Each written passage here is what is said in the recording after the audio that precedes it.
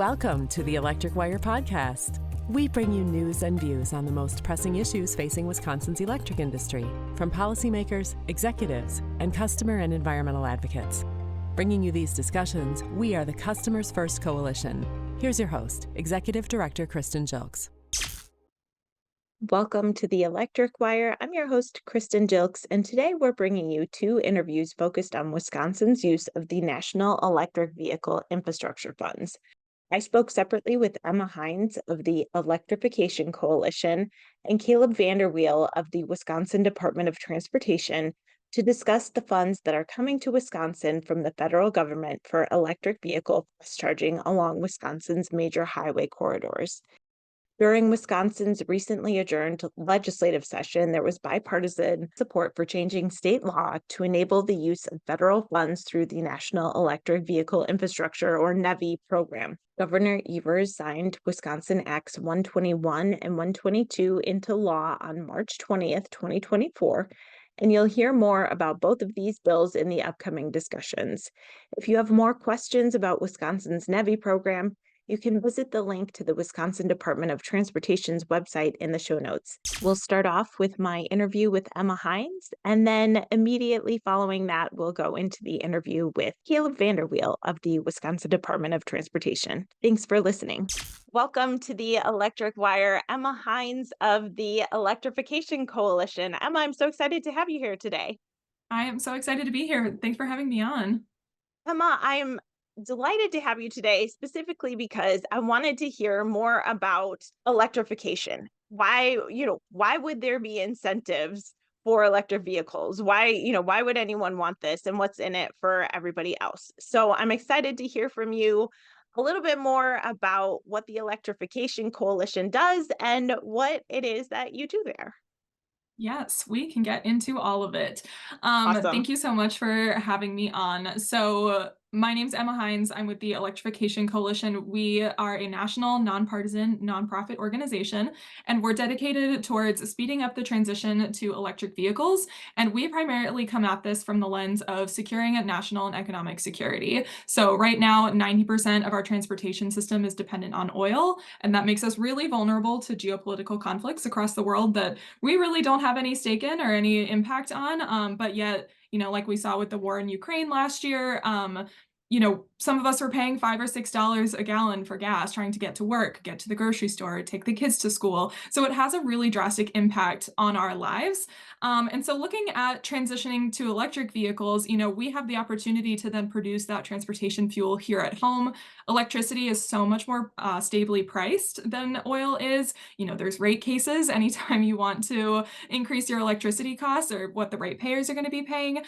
So you can look at this from, a consumer aspect of just saving people money. Electric vehicles are really cool because you can decrease your footprint of your vehicle as well. So if you're concerned about climate, then EVs are really the only opportunity where you can purchase a vehicle, say in 2024, and over the next 10 years, as we add more renewable generation into the grid, your vehicle will get cleaner and you'll have less emissions associated with the vehicle over the lifetime of that vehicle. If you buy, a gas car, a Honda Accord or something, you're kind of stuck with that until you get a new car. And if anything, your emissions will probably go up as your engine gets less efficient. So some really unique opportunities with electric vehicles. And we're really starting to see kind of this American reindustrialization happening right now with EVs, and starting to see a lot of consumer savings come out of it.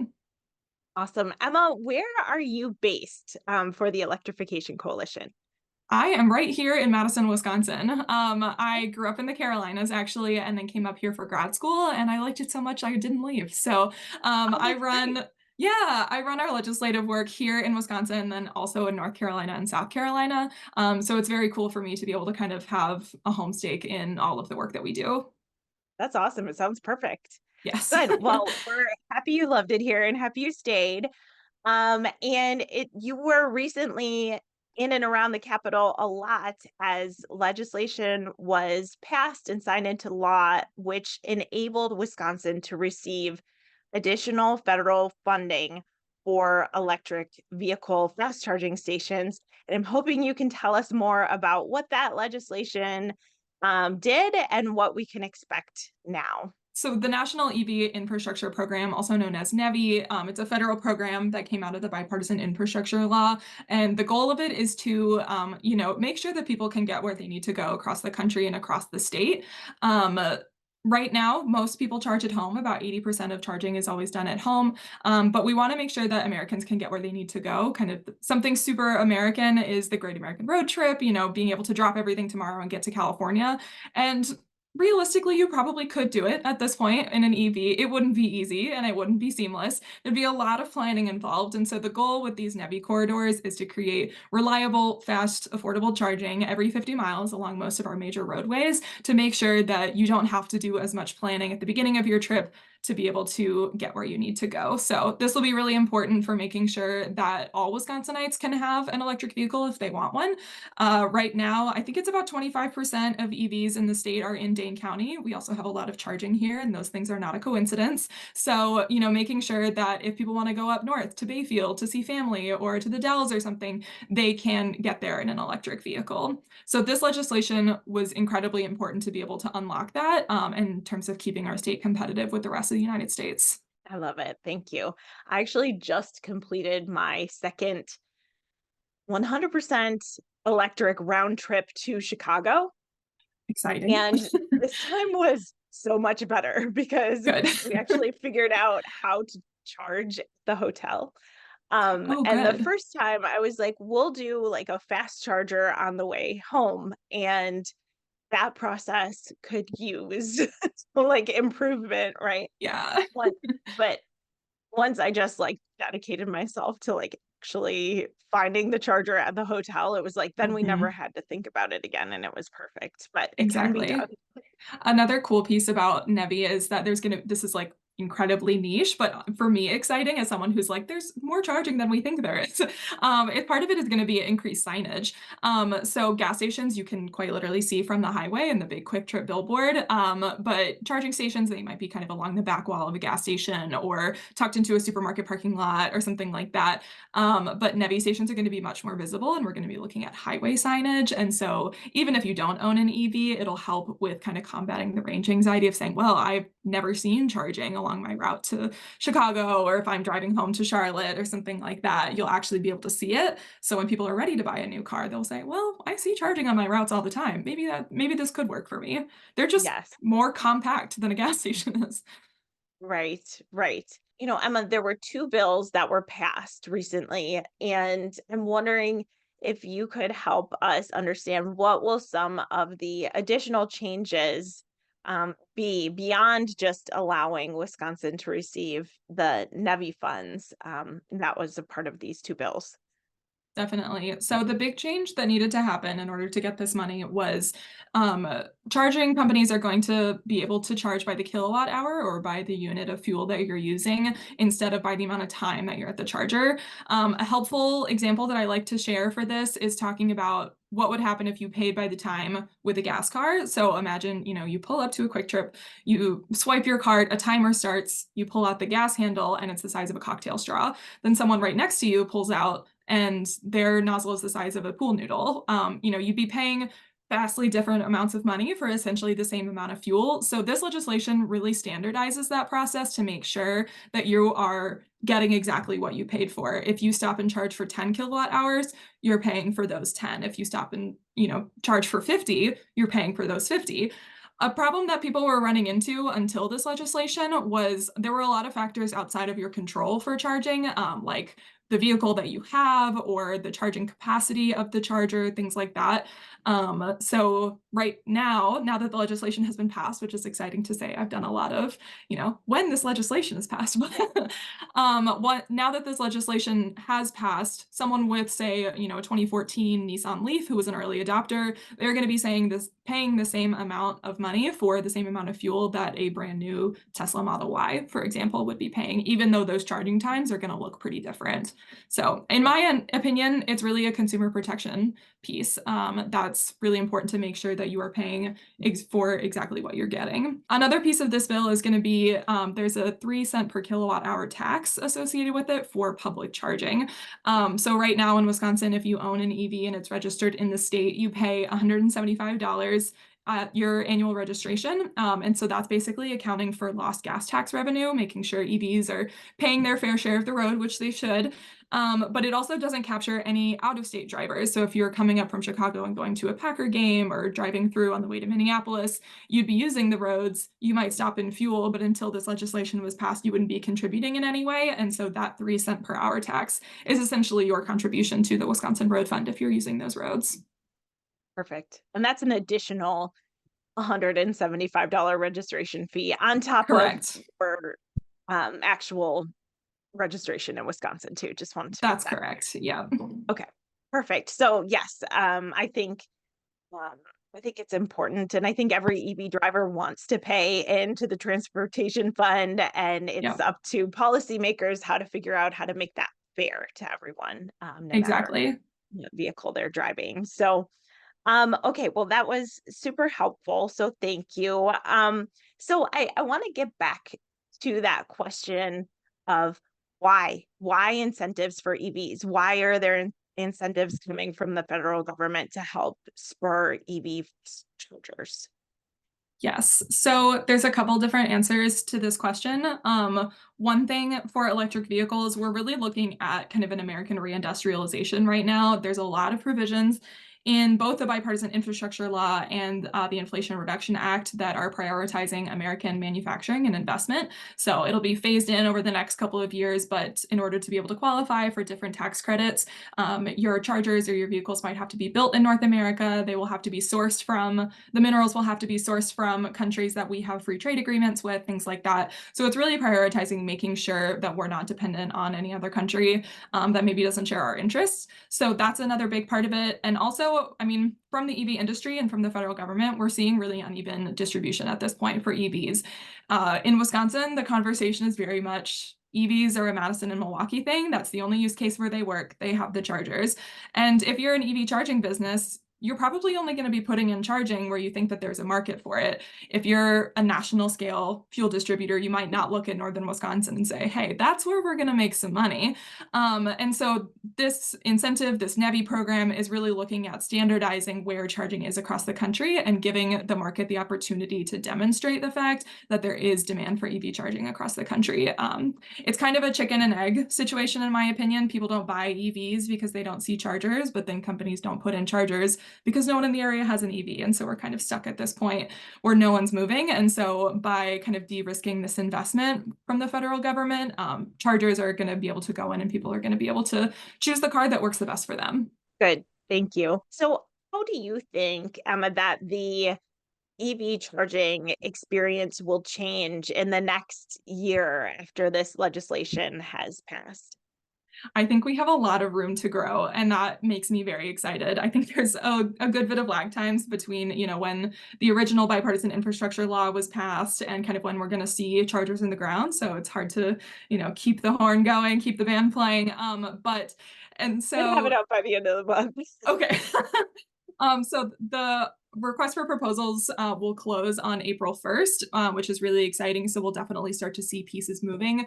Once we start getting chargers in the ground, I think it's going to be kind of a snowball effect of watching more charging go in. I think we can start to see, hey, the charging station in Stevens Point is getting a lot of traffic. And then, other places like Quick Trip or other charging providers are going to say, this is really good investment. We should get on this. And so I think that we're going to see that really increase in the next couple of years, which is exciting. We have a lot of room to catch up to other areas in the Midwest. Illinois and Michigan in particular have done a lot more proactive planning for charging infrastructure. They've also passed, clean energy or on the road to zero legislation packages that have really prioritized charging investments. And so I think Wisconsin has some room to grow to meet up with the rest of our neighbor states. Exciting. So, do you think there are any other actions needed to ensure that Wisconsin is fully embracing the benefits of electric vehicles? Absolutely. I think another big piece of kind of this transition is going to be state supplemental funding.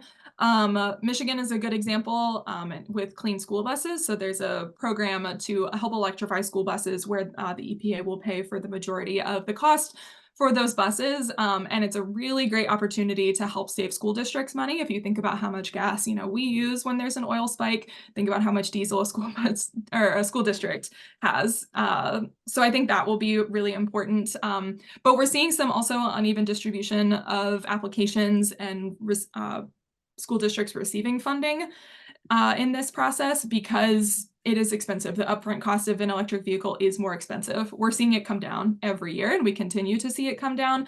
But sometimes it's that last $1,000, $2,000 that a school district maybe in rural Wisconsin might not be able to cover themselves. And so Michigan has, they put up $125 million in their last state budget to be able to cover those kind of last mile costs, essentially, and making sure that it's not just the big urban school districts that are able to get these benefits, it's everybody in the state that really wants it. So I think that will be an important piece in the coming years of making sure that everyone is able to obtain the benefits of electrification. And I also think from the utility side, the time of use rate is going to incentivize people to charge overnight instead of, if you get home at 6 o'clock from work, plug in at the exact same time that everybody's cooking dinner and opening the refrigerator and turning on the AC. That's a really high stress point for the grid. And so you could plug your car into charge at 6 p.m., it won't actually start to charge until midnight when everybody's gone to bed. And that's when renewable generation is going to be up higher. And so you'll be able to charge your car at a time that's less stressful for the grid. And then it incentivizes you on your utility bill. So even though fueling is much cheaper with an electric vehicle when you charge at home, you have an opportunity to make it even more cost effective. So I think making sure that all utilities in Wisconsin have that opportunity and that time of use rate is going to be really important. I think that's a great point, Emma, and one that at the Customers First Coalition, we've really tried to emphasize through the years is that managed charging or off-peak charging can really help us make the best use of the grid resources without having to add new generation infrastructure to cover that additional load. So couldn't agree more on that point. And when we were talking about electric school buses, it reminded me of a conversation that I had with a colleague of yours, Ann Blair, when she was on the Electric Wire podcast last year on episode 32 of the Electric Wire. And we were talking about the Inflation Reduction Act Yes. and some about the bipartisan infrastructure law as well on that episode. So you can go back and check that out to any of our listeners who are interested in hearing more. But I'm just a big believer in the benefits of the cleaner air that come from EVs and especially the school buses as well. Well, Emma, I think that brings us to our final question for all of our guests, which is if you had all the power in the industry, what would you do with it? I've been waiting for this. No. I think, I would want to pick a problem that I think the market might be slower to take on its own. So I think if I had all of the power in the industry, I would want to transition all medium and heavy duty vehicles to electric. It's a really important sector to be able to electrify and arguably probably the most challenging so far.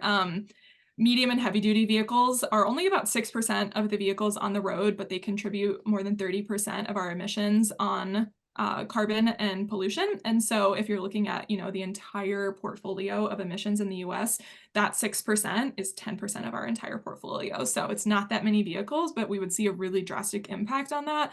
But it's going to take really big batteries and some pretty heavy chargers to be able to power those. And so I think, if I had all the power, I would invent a battery that would be much lighter and contain much more power, and then be able to power that sector of vehicles. Oh, I think we'd also see a much bigger impact in terms of health benefits as well, because the communities that are going to be the most impacted by freight emissions are going to be Black and brown and low income communities along highway corridors. So it would make a really drastic difference in people's lives. And so I think that's why we're starting to see so much funding from the federal government, whether it's the EPA Clean School Bus Program or, the Clean Ports Program or something like that. I think the government recognizes it's a really important sector to transition, but it's a lot of private businesses. And if the gasoline diesel model works for them, it's hard to convince them sometimes that they need to change all of that.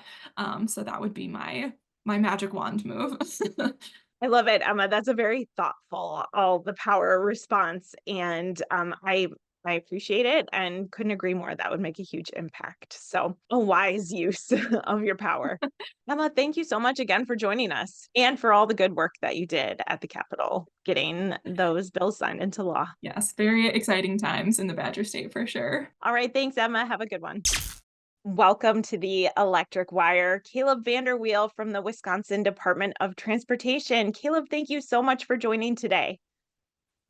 Thank you so much for having me. I am very excited to have this conversation about the National Electric Vehicle Infrastructure Program and where the Wisconsin DOT fits in with all of this. But first, I want to ask you to share some background with us about how you got to where you're at the Department of Transportation. And what are some of the policy experiences you've had leading up to this that helped shape your role in helping craft legislation that enabled the state to use the NEVI, National Electric Vehicle Infrastructure funding that'll be coming into Wisconsin now? Kristen, thank you. And thank you for the first really great question. I've been with WISDOT for just now about 7 years. Prior to that, I am a recovering Capitol staffer. So having worked on plenty of legislation in the Capitol really helped prepare some of the baseline of experience that I needed to work on the EV project. But initially at WISDOT, my position was primarily legislative services and casework for our secretary's office. That casework component of my position has existed to this day, and the casework that I've been able to complete for the department has been really important in how I understand how WISDOT conducts business. And there are a lot of really in the weeds technical areas that the department deals with that not a lot of the traveling public really understands. The effort that's put into the regulation of outdoor advertising, access, how we plan where your driveway can be on the state highway system, and really a whole wide variety of right-of-way issues. On top of that, one of the unique things about WISDOT, and what really helped us be successful so far in our approach to the National Electric Vehicle Infrastructure Program, is that we are one of the few state DOTs that not only has engineering under our house, but has the regulation of vehicles in our Division of Motor Vehicles, as well as enforcement through the Division of State Patrol. So I've also had the opportunity, as I worked on casework regarding our modal system, to not only have experience with the regulation of automobiles, and that really comes full circle into eventually supporting infrastructure that fuels vehicles.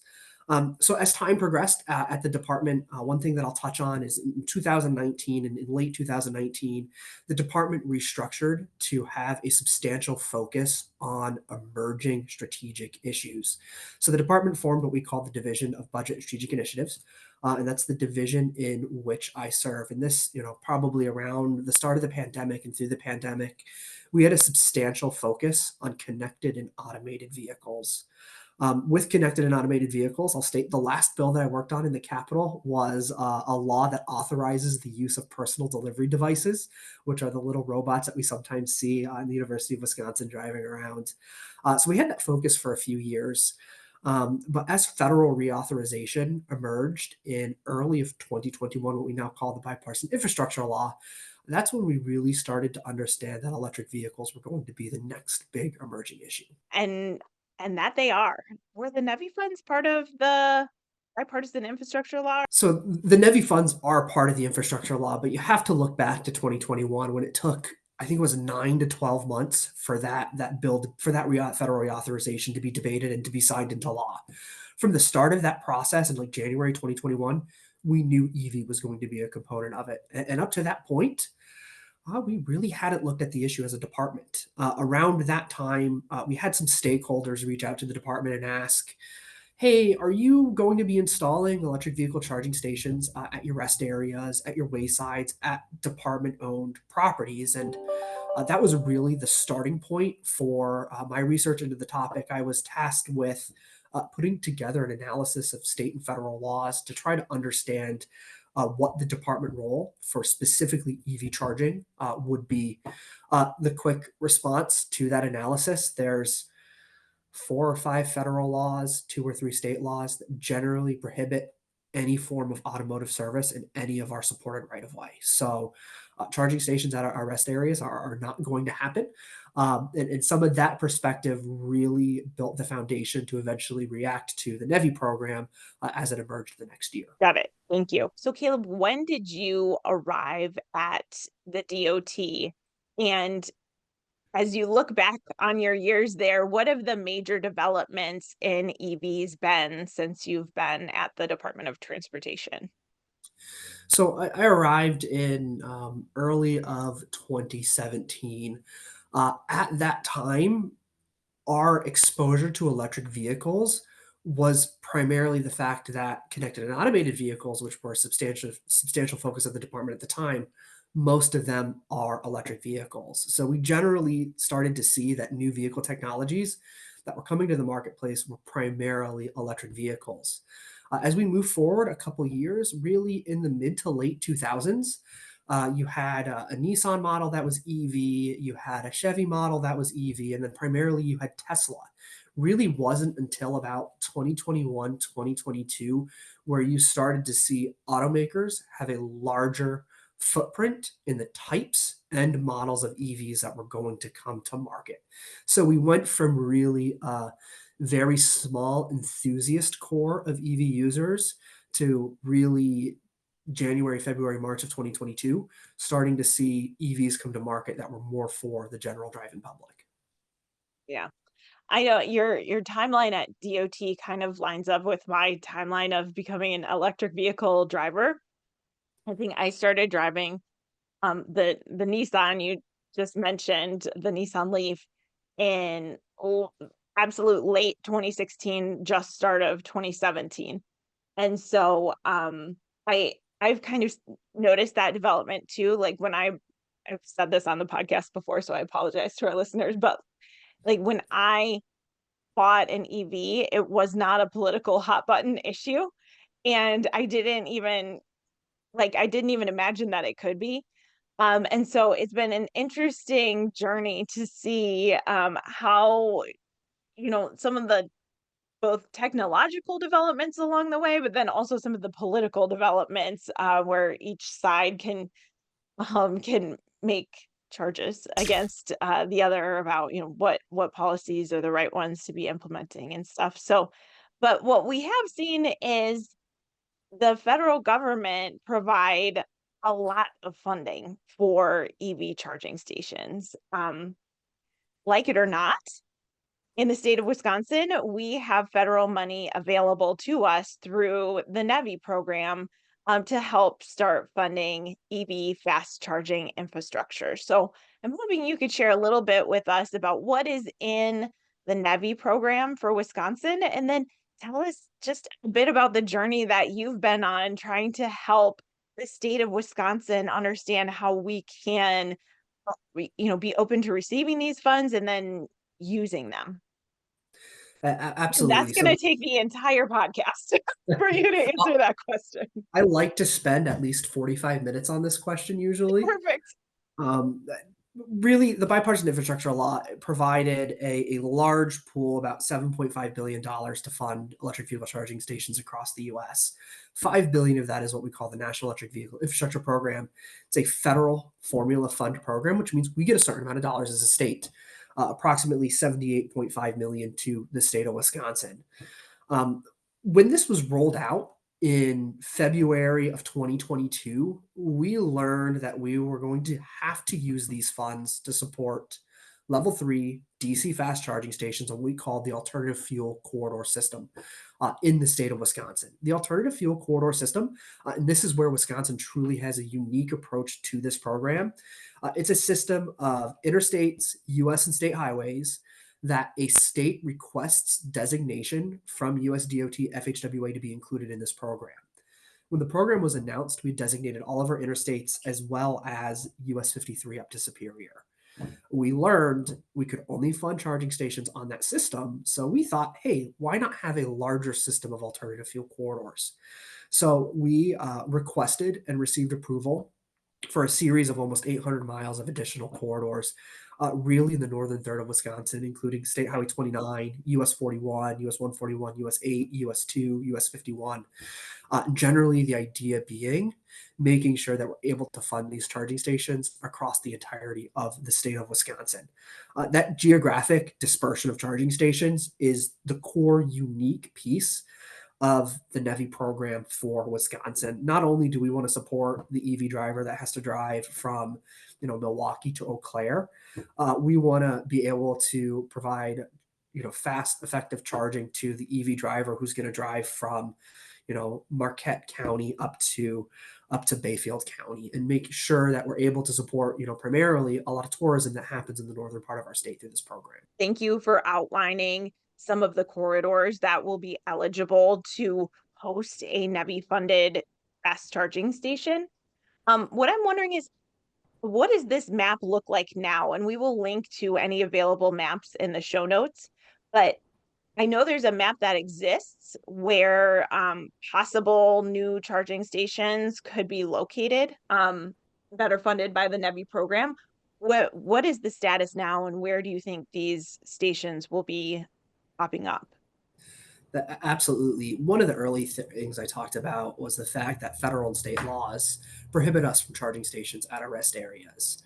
So, with the idea that we're going to be using federal funds to fund charging stations, we started having conversations with industry really spring of 2022, and quickly learned that there are a lot of business models and industries in the state of Wisconsin that have really been on the fence about electrification. They would like to own and operate charging stations, and they would like to provide charging in their business model, and they haven't yet been able to get to a return on investment to be able to do so. The NEVI dollars provide a catalyst for this to happen. So as a result, we've basically set up our plan that the charging stations funded by the NEVI program, per the federal rule, they're going to be within 1 travel mile of an exit or an interchange on the alternative fuel corridor system, all 2,000 miles of it. We have approximately 200 preference locations, of which we'll fund approximately 65 projects. There's a few states that have been able to move out far ahead of us and already make awards under the program. And we're going to look like some of those states, a state like Pennsylvania, where a good 2/3 to 3/4 of their projects are at traditional fuel retailers and convenience locations. We also think big box retail is an excellent location for this type of charger, as well as restaurants. So as we work to build out our system, and our RFP for our program is currently live for application, and that window closes in less than 2 weeks, we believe our first round from this RFP are primarily going to be those types of locations. With a fast charger, you're thinking about 20 to 40 minutes of dwell time at that location, compared to about 10 to 15 when you're refueling a traditional vehicle. So we really want you to be able to charge where you're able to get a coffee, have a restroom, maybe purchase something from the community. That economic development is very, very important for us. Not only will it help those businesses succeed in their traditional business model, but also help them get to a return on investment for their charging stations sooner. As the NEVI program ends in 5 years from now, we are hopeful that the business models that have been able to utilize these funds for these chargers are able to continue building and owning and operating charging stations as they move into the future. Thanks, Kaleb. So you mentioned existing fuel retailers. So as people think ahead to what this could look like, they could pull into a Quick Trip, and there could be traditional fueling station as well as an EV charging station right next to it, so that they can make their stop at Quick Trip, run in for some glazers, and do it all in sort of in the model of traditionally like stopping for gas. That's the idea, and we are, the federal perspective is fully in line with this idea that charging needs to be reliable and accessible. In our scoring matrix for our program, we highly value business locations that are open 24 hours a day. Some of our fuel retailers do an excellent job of having someone on call to be able to help somebody refuel traditional gas car if they need assistance.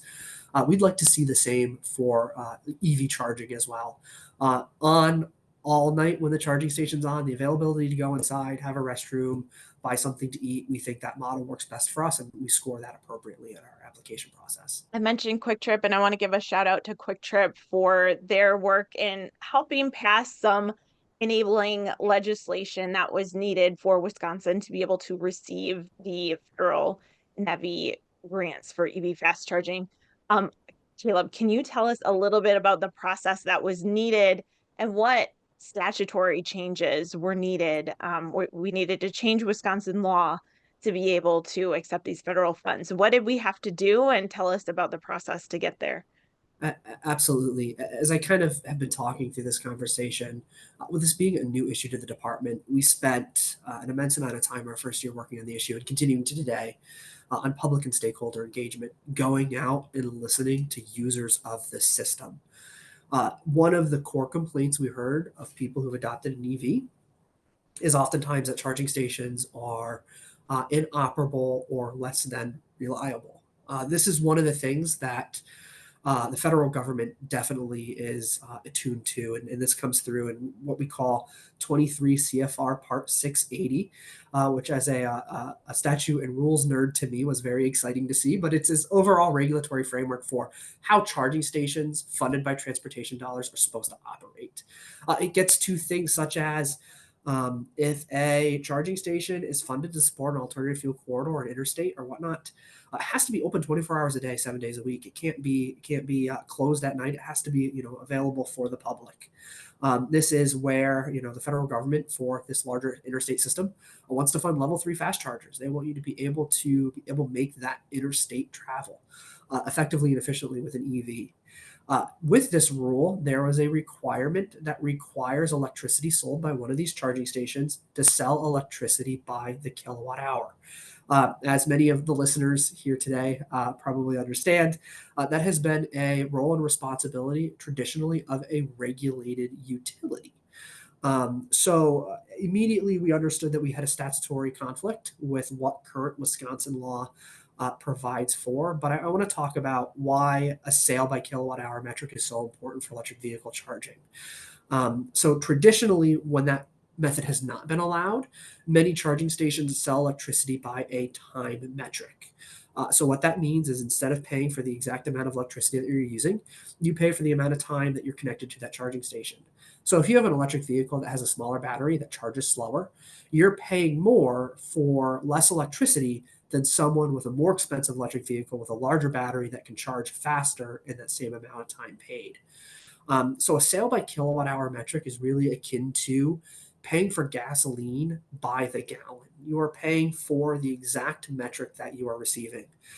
First of all, this is great for the business owner because they can know exactly what they're selling and be able to receive compensation for what's sold. But it's also great for the consumer. So the consumer can know when they pull up to that charging station, if they think they need 20, 30, 40 kilowatts, they know that they're going to pay for those kilowatts of electricity. Wisconsin law did not allow this, and many other states did not allow this as well. Many states were able to, depending on how their statute was defined, work through a public service commission process to have it reinterpreted, or many other states were able to pass legislation. The legislation that we were needed was passed this session and was signed into law just on March 20th, and we're very excited about having this regulatory clarity that is necessary for us to move forward. Yay. Well, thanks. And thanks for all of your hard work on that issue through the years, really, that we've been working to get that done. So it was important. CFC was really supportive of this legislation as well. So really happy to see it get signed into law just yesterday as of our recording and across the finish line there. So now your work can really begin, Kaleb. So now that the bills have been signed into law, where do you go from here? So that was the last piece we needed. Anticipating the legislation being successful, we did launch our program on January 2nd of 2024. We provided approximately 90 days for those applications to be submitted to the department. That window of application closes for us on April 1st. Starting April 2nd, we are going to begin a review process and we are going to work expeditiously to making awards under this program. We hope that very early summer of this year, we will be announcing our first awards under the program. That's so exciting. So if you're announcing awards early summer, what will these applications look like? And what awards do you anticipate announcing this summer? So the application process is fairly complex, and part of the challenge that we've had as a department really the last 9 to 12 months is the fact that these dollars are considered highway aid construction dollars. So the regulatory framework that sits behind these projects looks no different than a pavement replacement, looks no different than redecking a bridge. It looks like a traditional DOT project. So our application process is somewhat complex in the sense that we have to make a process meet expectations when that process wasn't designed to support something like a charging station. So a lot of the peculiarities and uniqueness of our process speaks to that regulatory framework. But WISDOT is set up and ready to help those that we've selected navigate what those federal processes look for as, again, we make what awards we can here in May or June this year. Very exciting. So when do you think the first EV charging stations will be operational that have been funded by the NEVI dollars? So we are hopeful that some construction will begin this fall. Shovels in ground, but we do not have a clear timeline yet of when we think you'll be able to plug in a vehicle. I'm very excited for these chargers to start coming online. I can't wait to see them as I'm driving on the interstate too. So Kaleb, working at the DOT, are there other statewide policies or federal policies that are impacting EV drivers in Wisconsin? So there are other federal programs that may fund electric vehicle charging in the state of Wisconsin. There is what's called the CFI program, the Charging Fueling Infrastructure Program, which is a discretionary program launched by US DOT and federal highways. It was launched last year. There were no awards in the state of Wisconsin. We assume there's going to be further federal opportunities for funding of charging stations. The big message that I usually carry in these conversations, the challenge to adoption of electric vehicles in the state of Wisconsin is the lack of publicly available charging stations. When we look at most of our rural counties not having a single charging station available, we really do see that tied to registrations. When we look at an urban or a suburban county that has publicly available charging, we're starting to see year over year doubling of those registrations into the thousands of vehicles. Where we look at some of our rural vehicles, rural counties, and we look at vehicle registration, we're still seeing single digit registrations. And again, feedback from users of the system, we think that's directly tied to a lack of charging. Got it. I always make the point that for more rural communities, the more miles you drive in a day, the more you could save on fuel costs and maintenance costs with an electric vehicle, because EVs are traditionally or typically going to be cheaper to fuel as well as maintain than traditional gasoline fired vehicles. So it makes so much sense for people driving a lot of miles and people in rural areas. But you want to make sure you have a backup if you're out and about, that you're going to be able to refuel. The back of the napkin math that I like to use that I probably shouldn't use with a bunch of utilities is if you're charging at home in your garage, you're at about 20% the cost of gasoline. So if you have a substantial mileage to your commute and your EV is able to do that, if you're able to charge at home at night, you are going to be much more cost efficient than gasoline. Reminded me, there will be other rounds to the NEVI funding. So this is just the first round. Tell us what will be coming after. That's correct. So this is the first round for us. We are really learning as we go. This is the first time that we know that the state of Wisconsin has supported electric vehicle charging stations. We are very sensitive to our partners industry that's going to work to deliver these projects. So as we work through this first round and delivering these first projects, we are going to spend significant time discussing with our partners what the future looks like. We are not limited by when we're able to launch a second round. But again, we want to get fairly far along with these initial projects, take that temperature check from industry, see where we can improve, and then move forward from there. But again, we have approximately $78 million, around 65 locations to become what we call NEVI full compliance. That's every 50 miles on that AFC system. Once we are fully compliant, the dollars become discretionary for us, and then we have a larger opportunity to fund other types of projects across the state of Wisconsin. Got it. Very cool. One of the things that's really important for us is making sure that if you own an EV, you have confidence to drive where you want. If we build 65 stations on this AFC system, we did an analysis that shows that 85% of all state highway miles in Wisconsin will be 25 miles from a charging station funded by this program. So this allows you to go to places like Taylor County, Sawyer County, get off the beaten path, return to the system and recharge.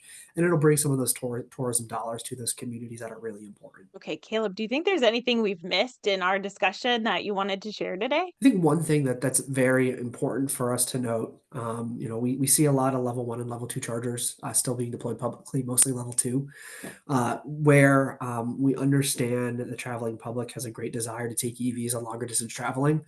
That's where we find it very important that we are funding level 3 DC fast chargers.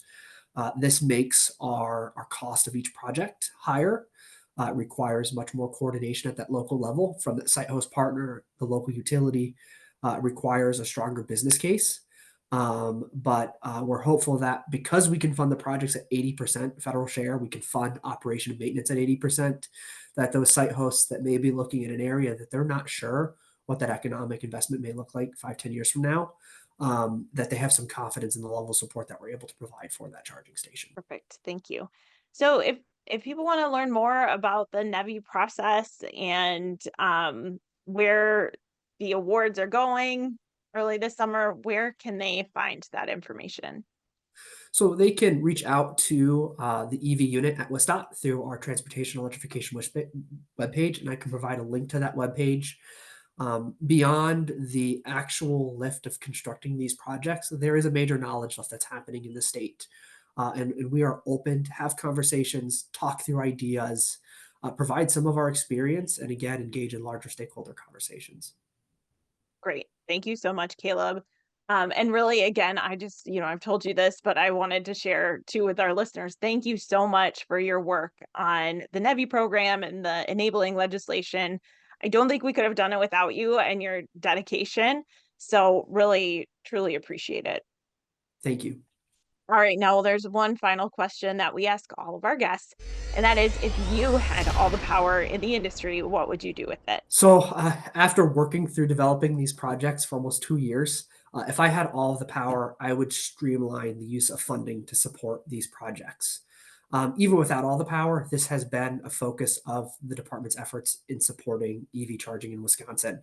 What we've been able to do without all the power is to continually discuss these types of projects with industry, both site hosts, utilities across the state.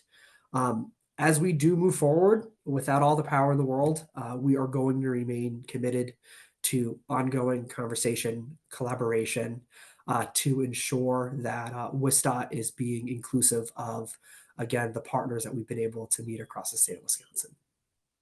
Great. Well, thank you so much again, Kaleb. It was great having you here, and come back anytime to give us updates. This has been awesome. Thanks. Good luck.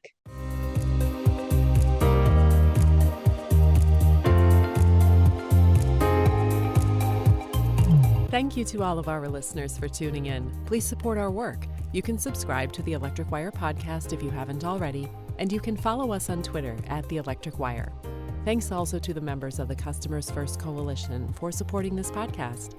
Our members are Dairyland Power Cooperative, Madison Gas and Electric, the Municipal Electric Utilities of Wisconsin, WPPI Energy, the Citizens Utility Board, the International Brotherhood of Electrical Workers Local 2150, and the Wisconsin Electric Cooperatives Association. Thanks again for listening. We'll have a new episode next month.